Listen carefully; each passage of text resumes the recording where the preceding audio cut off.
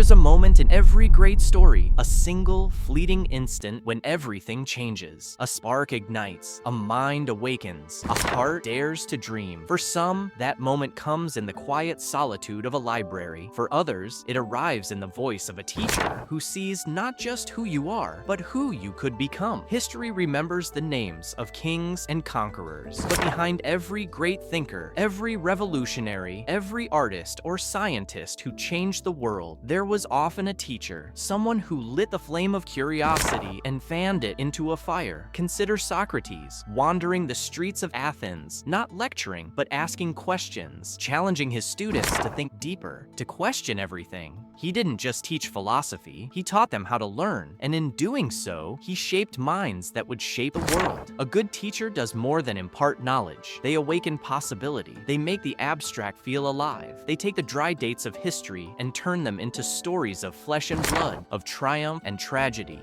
They make numbers dance, words sing, and science feel like magic. Think back. Was there a teacher who changed you? Who saw something in you that even you didn't see? Maybe they pushed you when you wanted to give up. Maybe they handed you the right book at the right time. Or maybe they simply believed in you when no one else did. This is the power of teaching.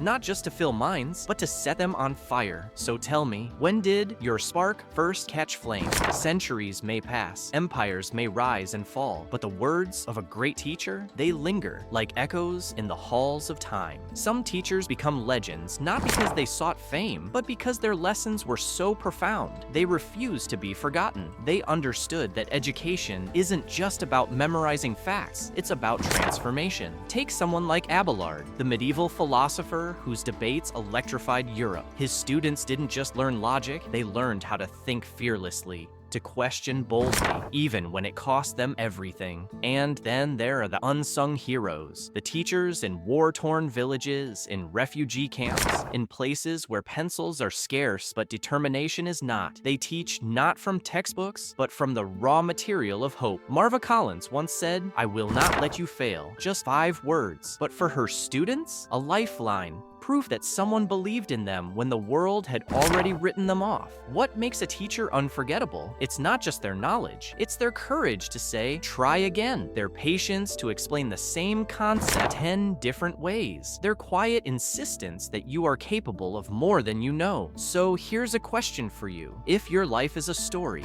who are the teachers that helped write its most important chapters? Every great teacher knows a secret. The most important lessons aren't written in gold stars, but in the smudged eraser marks of mistakes. Consider the ancient Japanese art of kintsugi, where broken pottery is repaired with gold. The flaws aren't hidden, they're illuminated, because there is wisdom in what first appears to be failure. Edison famously said he didn't fail 1,000 times. He found 1,000 ways that didn't work. But who taught him that resilience? His mother, Nancy, who took him out of school after teachers called him addled and became his first great educator at home. Even Einstein was told he'd never amount to much. The teachers who eventually recognized his genius weren't those who measured his worth by grades, but by the questions he dared to ask. The teachers who changed lives are those who help students see failure not as a full stop, but as a comma in their story. They create classrooms where mistakes aren't shameful, but sacred, the raw material of growth. Think of your own journey. When you stumbled, who was there not to scold your falls,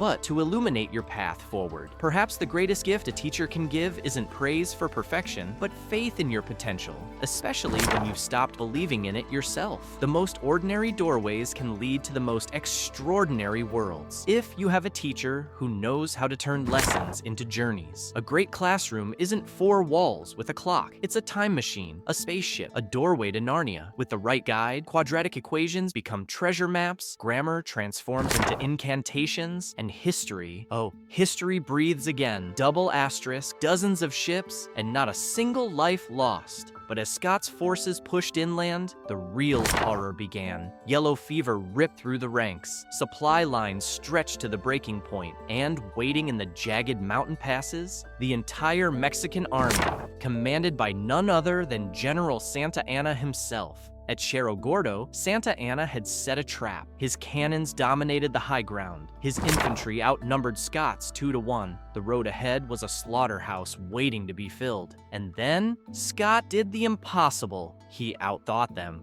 While Santa Anna's eyes were fixed on the main road, Scott sent an entire brigade scrambling through ravines no army should have been able to cross. At dawn, when the attack came, it came from where the Mexicans least expected, their own flank. The battle was over by noon. Santa Anna fled so quickly, he left behind his wooden leg. But for Scott, each victory came with a cost. His men were starving, his officers were scheming against him, and with every mile closer to Mexico City, the fighting grew more brutal. At Chapultepec Castle, teenage military cadets, some as young as 13, fought to the last bullet. When the walls were breached, they wrapped themselves in the Mexican flag and jumped from the ramparts rather than be taken. Even Scott, the hardened veteran, was said to have wept at the sight. On September 14, 1847, the American flag rose over Mexico City. Scott had done it. He'd conquered a capital no foreign army had ever taken.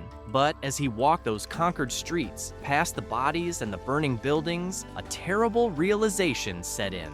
No one back home wanted the man who'd won the war, only the war itself. Mexico City should have been Winfield Scott's crowning glory. Instead, it became the beginning of his end. While Scott was still administering a conquered Mexico, President Polk, the same man who had sent him to war, ordered him home. The official reason? Disciplinary concerns? The truth? Polk feared his general had grown too powerful, too popular, too dangerous. The whispers had started even before the war ended, that Scott was arrogant, that he courted the press too openly, that he harbored ambitions. And in Washington, where paranoia was the national pastime, ambition was the one sin that could never be forgiven. The public adored him. Congress gave him a gold medal. But behind closed doors, the knives were out. Even his own subordinate, Gideon Pillow, a man whose incompetence in Mexico had nearly cost lives, was now poisoning Polk's ear against him. A court of inquiry was convened. The charges, misconduct, the real crime, refusing to play politics. When the smoke cleared, Scott was exonerated, but the damage was done. His reputation had been tarnished, and worse, he had learned a hard lesson. No matter how brilliantly you serve your country, loyalty flows only one way. And so, in 1852, Winfield Scott did the one thing he had always denied wanting. He ran for president. It was a disaster from the start. The Whig Party was fracturing, the slavery issue was tearing the nation apart, and Scott, never a natural politician, found himself trapped between factions, his every word twisted. He spoke of unity, of honor, of a nation greater than its divisions, and America wasn't listening. He lost in a landslide, carried only 4 states. The papers called it a humiliation. But perhaps the cruelest cut? The man who had conquered Mexico couldn't even win Virginia, his own home. 9 years later, the nation he had tried to unite would tear itself apart, and Winfield Scott, old and aching, would be called upon one last time to save it. April 1861. The Union was crumbling. State after state had peeled away like rotten timber, and now the cannons at Fort Sumter had spoken.